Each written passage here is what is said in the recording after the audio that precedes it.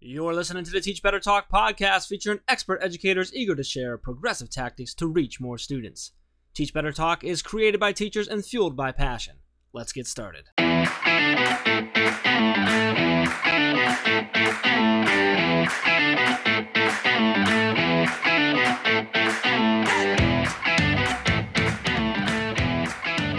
Hey everyone, welcome to episode 160, holy moly, of Teach Better Talk. My name is Ray Hewer. Don't laugh at me, Jeff. I was going to make a funny word for you, and then you just made fun of my holy moly. Hold on. My name is Ray Hewer, and I am with my stripper friend, Jeff Gargas. Why stripper? Because we were just talking before we recorded about how we want to change our outfits. Because gotcha. Now we are recording our introductions together, and you're going to see like 3 episodes are all in the same attire. So we were talking about needing to like change wardrobes between Yeah, we really should. I just thought maybe we were like accidentally giving away everyone like my side hustle. Oh, I didn't want to out you. No, that wasn't my intention. How do you make money on the Teach Better team? Well, I have a side. Well, you know. Anyway, let's not give everyone that visual. Too late. Enjoy that. That's what nightmares are made of. Anyway, so I'm laughing. We're derailed. Let's go. We're totally derailed. Huh? Because you messed it up. It's all your fault. Anyway, let's. I know. I don't try to be funny, Ray. I'm being serious right now. I'm getting serious for a second. Dun, dun, dun. So actually, I do want to get, I guess, sort of serious. Just because we are in kind of a weird, crazy, unknown, challenging time, and I think laughter is obviously really important right now. But also, you know, one of the things that I wanted to sort of touch on and see if you can kind of rant on for a little bit, if you don't mind. We haven't done a Ray rant for a while. I feel like for a while. I don't know if you remember. I used to be like when we weren't very prepared. I'd just be like, "Hey, Ray, rant, go," and you'd just be like, okay, go."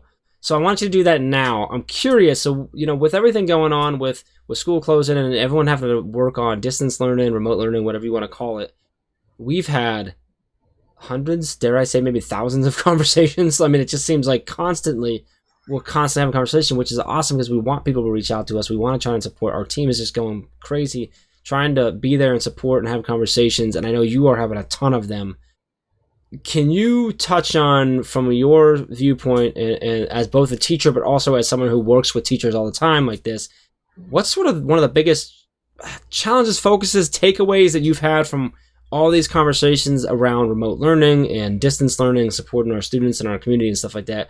What is one of those things that just seems to be always something that you're talking about, that you're working with teachers on, that they need to focus on right now? Yeah, it's funny. You know, we really, truly have had thousands of conversations over the last few weeks. And it seems like educators are in all different spots. It doesn't matter the state. It doesn't matter where they are in the country. It doesn't matter even where they are in the state or even in the communities. Every district has taken a different approach to this. And I found that teachers either fall into 2 categories. One is that they started immediately focusing on the whole child. They're really going to SEL route. They're kind of putting content to the side, and they're really focusing on the emotional stability of students. The other realm I've seen is teachers that are diving full throttle into content, where they're saying, I can still, you know, recreate my classroom virtually. And it's funny because I think with both realms of educators, we won't even debate necessarily one being better than the other. It's just more about finding a balance. And what I find is that both of these educators need a management strategy. And so a lot of the conversations early on I was having was, Ray, throw me every tech tool I can use, or Ray, tell me how we're going to feed our children, you know, when schools aren't open. Yeah. And there seems to be this big wave of shifting where teachers are now saying, okay, now that we've kind of allowed the dust to settle a little and we kind of have a plan, how do I manage all that's going on? And I'm working with teachers that have 12 students to 150 students that they're managing. And all of those types of educators really are benefiting from the triage system. So okay.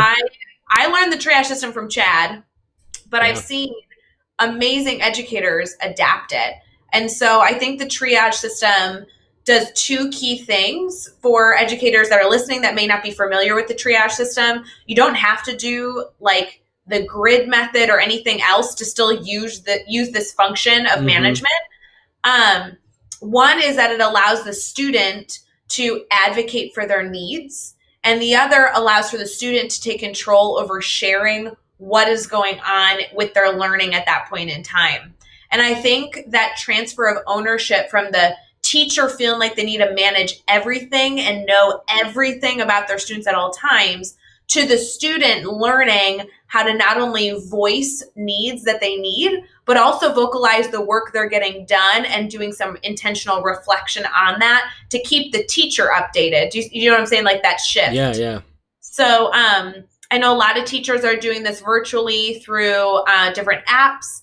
Other educators are using Google Sheets and organizing it that way. I'm doing a variation of what I used to do in my classroom in a Google Sheet now, and I use colors, and colors are really becoming the norm that I'm seeing educators use because they're easy for students to understand, and it allows the teacher to visually see what students need them at all times. Can we step back one step and sort of go higher up of if I'm hearing this word triage system in my classroom for the first time, can you kind of break down, like, because I agree with you, I've had a ton of conversations around the same thing. And I've always, since the day one of hearing it from Chad, said this needs to be in every classroom, whether it's grid method or not, whether it's mastery based or not, whether it's personalized, like anything.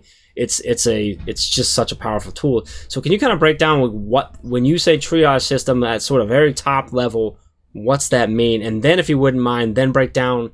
I'd love to hear. I think it would be really valuable for everyone to hear how you run that in your classroom, and then how you're now running that without a classroom virtually right now. Totally. So the triage system was the management of how to implement.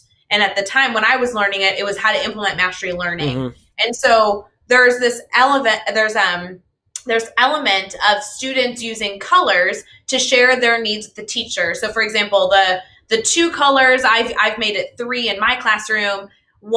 Two of them have to do with questioning. So if you have a yellow question, it's a question that has not stopped your learning, but you do need some support. Or a red question where if you're turning, a cup, or we can talk about how do you do this, but if you're turning something red, you're saying my learning has stopped. I need immediate support. Yeah. And then, you could use like a green to say, no, I'm good to go. Yep. So that system has allowed a student to not only advocate for them needing something from the educator or to their peers, but then it also allows you as the educator and the other students in the room to kind of see how important it is that you get to the student at that time. So for me as the teacher, it really does allow me to see, Suzanne might need me, but Derek is red. And so I'm going to go to Derek first because he's red. And then I'm going to go to Suzanne because she was yellow. Because Suzanne can still continue working. She doesn't need you as important right now. Which comes from the idea of like an emergency room triage where the person with the most severe injury gets help first versus a traditional quote-unquote classroom where the first hand up gets help first, but that might be a sprained ankle where the third hand up might be the heart attack, right? So totally. Love it. Awesome. Sorry, I didn't mean to interrupt. You were rolling. I just wanted to jump in there because that's where it came from, so that's cool. Yeah, no, it's super important, and I appreciate you adding that layer because now, it's so like natural in my classroom, even just to even know where it originated from. But in my classroom, we kind of layered on student pacing themselves with the triage system. So students use colors all over my classroom to communicate different things. And what I love from this is I can truly look up at any moment and I can tell you exactly where students are and what they need. So for me specifically, I've seen it done with cups. I've seen it with, pins on a board. I've seen magnets. I personally use a Google Sheet, and every student has their own area that they color code things. There's a lot of different ways you could do this, but for me, I have all the students down one column, and then they color code the row essentially. And what we do is green means that they've mastered something. Blue means that they're currently working on a skill. Red means that they have an immediate need that stopped their learning. Yellow means that they have a question or need, but they can still continue working until I can get to them. And then orange was a huge lifesaver. Orange means that they need me, but they need me for a conference. And so I can look at a Google Sheet or whatever tool I'm using. I mean, truly, you can use this in a lot of different ways in a distance learning classroom, especially. But I can look and see what every student needs at all times, and they're the ones taking the ownership and updating it. So while there might be something at the beginning, like I do in my own classroom, I track it on my end to make sure that they're learning this procedure. Once the procedure is in place, it is a huge lifesaver of the change in ownership that students have. And so I'm seeing a lot of teachers need this element in their distance learning classroom. I'm seeing it make a huge positive impact. Gosh, yeah, and you've mentioned, we've seen this done with cups, we've seen it done with Google Sheets, we've done it with smart boards, we've seen it done with little flags, we've seen it done with a whole bunch of different things. Obviously, right now, the digital versions are going to be a lot, so I think the Google Sheet is such a great way to do it because you can actually track the progress and they can mark where they're at, and right now you can pull up your Google Sheet, have that as a tab or a window, whatever, and as your students are working, if something turns red, okay, now I got to check in with this person. So I usually Google Meet or whatever it might be. I usually put them together, but now that I'm in a distance learning setting, I actually separated them again. Okay. And I did that because I do want students to track their learning, but I want them to use the triage system of like that red, yellow, orange when we're in our Zoom calls and we're doing like conferencing. Okay. And so we're using that more as like the immediate need when you're live with the teacher or you're working on something. Here's how you're communicating with others that are live working during that same time at a distance. And then we're using the tracking page to say, hey, this is the work that I'm currently working on. So It's been really great to see. Yeah, I like that adaptation of how you did that. So really cool. Yeah, that's important. So I'd love to hear. So if you're listening right now, I'd love to hear if this is something that you feel like you've been struggling with, and maybe this is something that can help you, or if there's something else that's really been like your biggest pain point. Tweet out at us. I mean, we're doing everything we can to create more content, more resources, and do whatever we can to support you. One of the ways we're doing that is going live every morning at 8 a.m. Eastern, 7 p.m. Or 7 a.m. Central Time. In our Facebook group, and those have really just been all about support. We're getting a little more targeted, talking about more tactical takeaways now. And if you're tweeting at us and letting us know what's going on, what you're struggling with, we're going to try and get that taken care of there. We're creating a lot of downloads, we're working on more courses, or maybe we'll have Ray blabber on about it here on Teach Better Talk. So share that with us. But yeah, that was awesome, Ray. I appreciate you kind of diving in there with us on that. So let's dive into this episode. Ooh, that was a good one. I haven't had a good one like that for a while. I'm pumped up about that one. So, Katie Decker is a 30-year veteran. So she actually technically, quote unquote, retired from education, and she works with a really cool company called Socrates right now. And she works with them, helping to create new curriculum, and working with teachers and doing training. They're doing some really great work. Actually in Mexico, helping teachers down there as well. I mean, they're out of the Vegas area, but she's really helping lead that team. They have an amazing leadership team over there. She's really leading sort of the curriculum side of that and a lot of the training.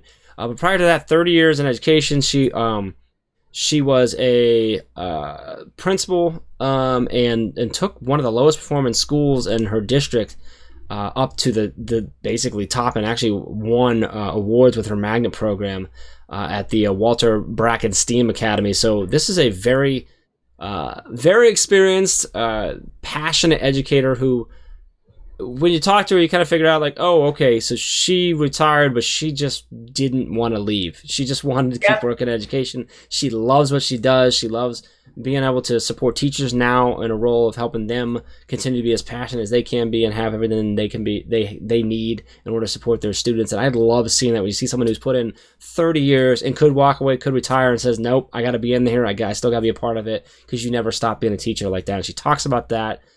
She's sharing some of the really cool things that they're doing as a company in general, but also what they're doing right now to try and support teachers during these kind of crazy times and stuff. So really excited about for you to listen to this episode with Katie. She's just a super fun person, super passionate. Really excited to have her on. Ray, anything you want us to pull out of this episode? Just her awesomeness? Much. Listen, yes, it's a great episode. Let's do this. I love it. So let's get into episode 160 with Katie Decker. Hey everyone, we're going to get right back to the episode, but I wanted to make sure you had the details of what the team is continuously doing to support all of the educators that are striving to reach their students at a distance. Now, while we will continue to push out content like blogs, podcasts, free downloads, and online courses to support you, we wanted to do more. So you can meet our team live Monday, Tuesday, Wednesday, Thursday, and Friday in our private Facebook group at 7 a.m. Central, 8 a.m. Eastern for a daily drop-in. During this time, we'll be providing PD for all educators and answering your questions to make sure you feel supported. We'll meet you over in our private Facebook group. You can request to join at teachbettergroup.com or simply by searching Teach Better Team on Facebook. We'll meet you there. Now, let's get back to the episode. All right, we're here and we are chatting with Katie Decker, and Katie, it's really awesome to talk to you and sort of dive into your world and your journey. You've been teaching for a long time and now in a little bit different role, and some really cool stuff to get into and talk to you about how you work with teachers and how you support them. But before we dive too far into your story and your backstory and everything like that, I just wanted to ask you, how you feeling right now? Well, it's a stressful time for sure. And it's a very stressful time right now. Well, Katie, I'm so excited to dive into all the things that I know you're going to be able to share. And I know it's a really stressful time, but we're all kind of in the trenches supporting educators. So I know there's going to be a lot of good stuff in here. Would you mind kind of giving our listeners an insight in all that you do? If somebody stopped you and said, "Hey, Katie, what do you do for a living?" How would you typically describe yourself? Well, right now I'm an education consultant with Socrates. And so my main purpose is to assist with training and education. And I also help build content on the platform. So I've been adding things like site word builders and different things, tools that will help the students, and instructional videos. So I create these video scribes and add those. They get added to the platform for the students to help them better understand the content. So pretty much focused on education and awareness. And then I assist training down in Mexico. I'm helping teachers there. I'm on the Facebook page. I answer questions. And so I'm pretty busy. You really are. So can you give us sort of the 1,000-foot overview of what is Socrates? What do you do? What's the platform, and who's it made for? Well, Socrates is really cool because here in the States, we have a lot of choices of online learning programs, and they've gotten out of control when it comes to pricing. As a principal, I know that there were many that we had to choose, like, what are we going to afford? What can we continue? And they weren't really sustainable. So when Socrates came to the table, they're a local company, and they were creating this online learning platform. They were actually listening to us as teachers and principals as to what our needs were and building it based on those needs. And that's what they've continued to do. So we're constantly getting feedback from users to make it a tool that is useful for them and helps guide learning and instruction with their children while engaging kids through gamification. And so that's been a really unique journey. And, when I retired, I had a lot of choices in terms of what I wanted to do for my second career. And I really do believe that this company is amazing. And we have our founder who's very creative and really intuitive in terms of what the needs are out there. And then down in Mexico, this is the only solution for them. They've not even used technology for instruction. So when we're going down there, not only am I providing instruction for them, I'm also teaching them cooperative learning strategies while we present and different things that they've not been exposed to. So it's a very powerful learning tool for that community that hasn't had any other options to date. And so that's basically what Socrates is. It's much more affordable and it's constantly evolving. It's really cool. And you have a great team, and they're really doing some great work. So I'll make sure to include links over there so you guys can check out Socrates in the show notes, so you can grab that and go see what all is going on over there. So, Katie, really interested to jump into your head on this one. You've had a long career and a variety of things that you've done, and now into, like you said, sort of your second career now after quote unquote retiring, right? So I'm interested to hear this. We talk a lot about failure on this podcast. So can you share a story with us about time that you've had a failure? Sort of take us there with you. What happened? How did you overcome that? And then what did you take away from that experience? Oh gosh. Well, I got picketed my first year as a principal, and I actually, when I first started leading a school, I learned that the biggest mistake you do is not communicate consistently. And I think by the time I retired, I probably overshared way too much with my staff. They knew everything, and I learned how to empower. But that first year, making decisions and not communicating them, they were logical to me. They made sense to me. I moved dismissal, and then all of a sudden, everybody was mad at me. They're like, "You're throwing the kids out with the trash," but I was actually making it safer, where they were exiting the back of the school, not by the trash, but instead of the front where all the cars were.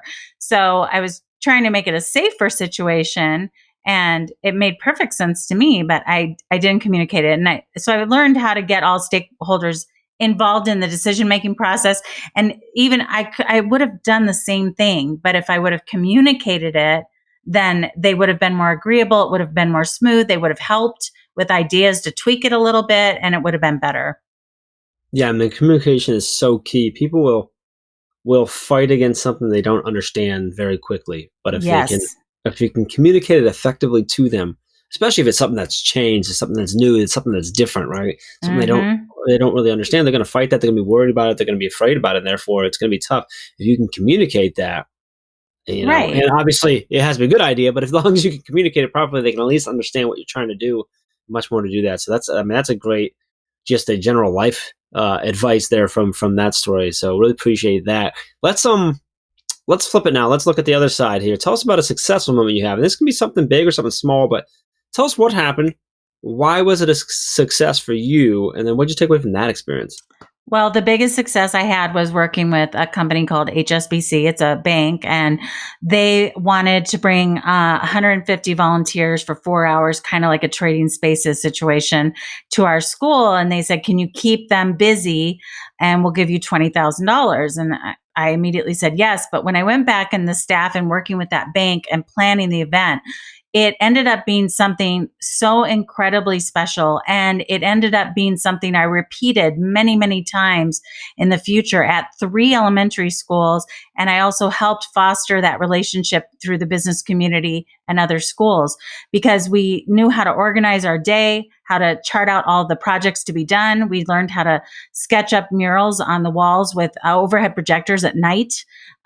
We just were completely prepared, and the day was amazing. The children interacting with the volunteers proud of what they were able to accomplish. And they took the ugliest school in our district and made it look beautiful. And my school was down in the middle of downtown Las Vegas, and it was turned into a magnet school. So I was supposed to be recruiting kids to come there. Well, it looked terrible. So that was not going to happen. And so we changed the climate. And when you change the climate, you change the culture. And the whole culture of that school changed. And we went from the lowest performing school in Las Vegas all the way to the top. National Blue Ribbon. We won national title distinguished 3 years in a row. We earned every award you could possibly earn. And it was all because of that community spirit, knowing how to leverage the business community coming into our school, helping us accomplish our goals, and changing that climate for the children, letting them know that they're cared about and that they're important. That was just tremendous. So it all started with HSBC. Katie, I love what you shared so far, but I have to know, with everything that you've done, all these different experiences that you've not only gotten on your own, but also provided to other educators, what's really keeping you excited now about everything that you're doing? Just continuing to provide those easier resources to make the job of being an educator not quite as challenging as it currently is, and to try to take some of that weight away, and to help parents in understanding what their children are learning and what they know. So I think once you're an educator, you can't just turn it off. Yeah. It's there. So you're an educator for life. I mean, even when you go to the grocery store and you see a little kid, you start interacting with them. It's just natural. Absolutely. And I think that that's so important that, educators, even when they quote unquote retire, I mean, we're always an educator, whether it be a Sunday and, we consider ourselves out of, off of work right now, or whatever. We're constantly, educators in a lot of different ways. So when it comes to question 5, we always focus on a piece of advice. So if you had to give educators a piece of advice right now, what would you want them to hear? Oh gosh, a piece of advice would be to just give yourself time and patience to constantly learn. I always told my staff, when you're a teacher, it's a practice. So we tell doctors they're practicing and that it's okay if they make mistakes, and teachers also are practicing constantly and evolving and developing. And so you're not going to be perfect. Don't try to be, because it won't work. You're not going to be perfect. Nothing will ever go perfectly. And just give yourself time and patience to learn and continue to grow. Absolutely. I love that. That's such a important advice. And we hear similar instances, but I think just being very blunt, but like, give yourself a break. You're not going to be perfect. You need to give yourself time to mistake. I love the reference like to doctors that we say, they're practicing, and it's got to be the same here. You can't expect to have it all down. I think it's so common. I think just the type of personality that is attracted to teaching has this sort of, I've got to have it all when I come out of school. I got to be ready to be amazing. And the truth is, you don't. You got to learn. You're going to come in and learn so much of what you end up being, and so much of what you bring into your career as a teacher is going to happen after you get into the classrooms and you start learning there. So I love that advice. That's perfect. So I'm curious about, just with the current state of sort of the world right now, it's a little bit crazy, a little bit off tilt. Are you, at Socrates, are you guys fielding a lot of conversations with teachers? Are you guys doing it? Are you shifting anything to help support them in different ways? I mean, your platform already works for a lot of the situation that we're in, but is there any shifts you guys have made as a team, as the platform to position yourselves differently to help in this particular time? Or yeah, absolutely. So we've been offering our software free for 90 days to anybody. So if they go to the website, they'll be able to start a free student account if they're at a school that doesn't already use it. Our student usage is through the roof. So that's super exciting that the kids are using it actually more now than when they were in school. And so that definitely tells us that they like to play. And I've been having lots of video conferencing with different teachers that can go in and giving them strategies and tips on encouraging the children and like recognizing the kids who have been working and tell them good job, and just to keep motivating them to keep working and keep going. And then we've been doing a lot of instructional videos from Mexico to make sure that they have the capacity to help their students and understand the tool and how to use it. So that's kind of what we've been doing, just really offering that free account, offering to get them started. And then I'm always there to help if they don't know how to use it or they need some support or advice. We are here for them. That's awesome. And the site to go to is withsocrates.com. And that's where they can go get that free account for 90 days, correct? Yep. Just right Katie, is that for all grade levels? If I'm a listener right now and I'm going to go check that out, is there a certain content area I need to be in? It's actually for kindergarten through middle school, and middle school is just math. But for kindergarten through fifth grade, we have sight words, we have ELA, we have math, and we also have physical science. Very cool. Awesome. I appreciate you sharing some of that with you and what you do. And you guys are doing great work. So that's awesome to hear. Let's have some fun now. We're going to do the next 6 questions. And your goal is to answer each one in 15 seconds or less. You ready to go? Okay. All right. What is one ed tech tool you cannot live without? Socrates. Well, give us a book that you're reading right now. Oh my gosh, I'm not reading right now. I've been writing books, so I'm not reading at the moment. I normally do. Are you doing anything else right now? Anything that you're diving into, learning something new, exploring, anything like that? Any fun going on? Well, the Camtasia, I've been watching lots of videos on that, so I can become more adept at it. Yeah. Which is a video editing platform. Yes, it's a beast. Very cool. Loving it. So who do we need to follow on Twitter or Instagram today? I actually just go into the general settings. I watch the school district and I watch our state of Nevada and the news. So I'm kind of boring. That's all right. Hey, I love hearing. I actually love hearing that sort of different takes on like, this is how I use this tool, and it's not the same way as everyone else. Like, so a lot of people have like their go-tos that they follow, or maybe it's a hashtag, maybe it's a list that they've created, whatever. so I like hearing different things. Like you just go in there and generally jump in to see what's going on in the world, and that's great. It's just another use for that tool, so I love it. What's a good YouTube channel or website for educators? Well, we have a lady that we work with here called Science Mom. She has a great YouTube channel, and then we have a YouTube channel too, but our videos right now are under the platform, so we'll be building that later. Great. Give us a good daily, weekly, or monthly routine every teacher should get into. Daily, monthly, or weekly?